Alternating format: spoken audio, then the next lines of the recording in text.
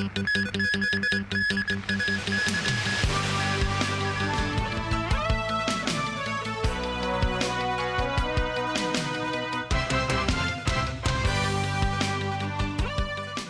evening. Welcome to TVB News. Cathay Pacific Airways will raise its cargo flights' fuel surcharges amid the Middle East tensions. A spokesperson from the cargo sector worries that the situation would lead to an economic slowdown in Hong Kong. Mimosa Nai reports. After raising the fuel prices of their passenger flights, Cathay Pacific Airways has also adjusted the surcharges of cargo flights. Starting Friday, the surcharge for short-haul cargo flights will rise to $3.5 from $0.9 per kilogram, representing a twofold increase. The cost of long-haul flights flying to Europe, America, and Africa will become $12.9 per kilogram of goods. A Hong Kong aluminium product businessman who always uses Cathay's cargo service to ship goods to the US and Japan said the cost will be now much higher. He said the fuel price adjustment has affected his profits, as the price cannot be changed after the contract is signed. The continuous tension in the Middle East also affects consumer-related businesses. A fruit store owner said they had to increase the price of foreign imported products, describing the measure as inevitable. The chairman of the Hong Kong Shippers Council forecast that the effects of price hike will gradually penetrate the different areas of daily life in Hong Kong. He said the price hike could cause an inflation that in turn lead to an economic slowdown. Mimosa Nai, TVB News. In light of the rising international oil prices, Secretary for Transport and Logistics Mabel Chan assured the public that the government will be carefully reviewing any fare hike requests from public transport operators to ensure fares are affordable for the public. Samantha Lee has more. The impact of rising oil prices is not only felt by car owners, but also by operators of buses, minibuses and taxis. Secretary for Transport and Logistics Mabel Chan said she has been in contact with several transport operators. Speaking on a radio program, Chan said if individual operators apply for fare adjustments, the government will take into account operating revenue, costs, and anticipated passenger growth. She pledged to ensure fares are affordable for the public while maintaining the financial sustainability of operators. Over the past few days, Cathay Pacific, HK Express, Hong Kong Airlines and Greater Bay Airlines announced hikes in fuel surcharges for most routes. On this, Chan urged the airlines to improve transparency and noted that the government will closely monitor this trend. She also highlighted how the current geopolitical climate is reshaping logistics. Chan noted that while many goods from Hong Kong were previously transshipped to Western markets via the Middle East, the current instability in the Middle East is creating new opportunities for Hong Kong. She suggested increasing direct shipping capacity to Europe and the United States from Hong Kong and expanding the city's role as a key transit hub. Chan added that Hong Kong's container terminals are highly efficient, with an average turnaround time of less than a day, which allows shipping companies to make up for lost time. Samantha Lee, TVB News. US President Donald Trump will not give a time frame for how long the war with Iran will last, but said the US Navy could soon escort oil tankers through the Strait of Hormuz. Tracy Furness has more. Speaking to reporters before boarding Air Force One on his way to Florida for the weekend, US President Donald Trump spoke on a range of subjects related to the Middle East conflict. Iran is going very well. A lot of big hits today, a lot of big wins today, as you probably have heard militarily. And I think it's going very well and very good control. We'll see what's happening with the Straits. They continue to try and sabotage their own country in the Middle East, but it's been very, very strong militarily. Trump said the US military is dominating the war.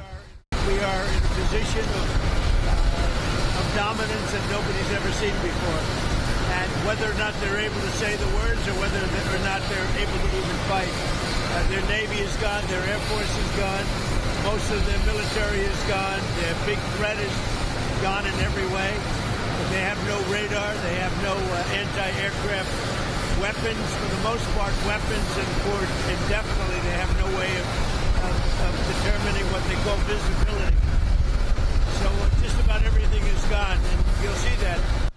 He was also upbeat about energy prices once the war has ended. Well, I think the gas prices, as soon as that's over, are going to come tumbling down along with everything else. I think it's going to be, you're going to see a very big decrease in the price of gasoline, gas, anything having to do with energy as soon as this is ended. But we had to end the nuclear threat in the Middle East and throughout the world, and we will have done that. Mr. President, when will the Navy start escorting tankers to the Straits of Hormuz? It'll happen soon. How long now do you think the war is likely to last? I can't tell you that. I mean, I have my own idea, but what good does it do? It'll be as long as it's necessary. Tracy Furness, TVB News.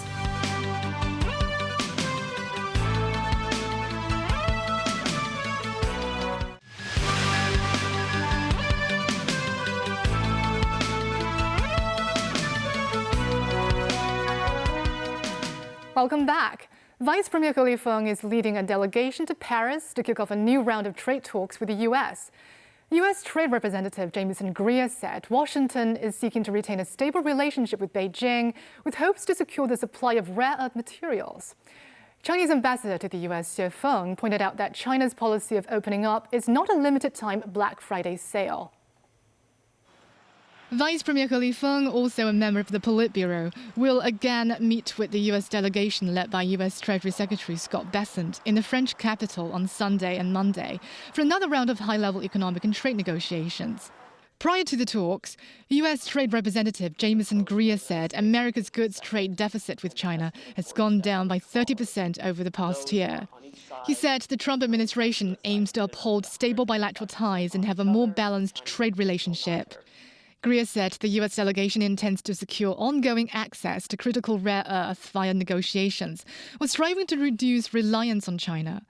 This, as Ambassador Xie Feng promised Beijing will promote balanced trade by boosting imports and expanding two-way investment cooperation.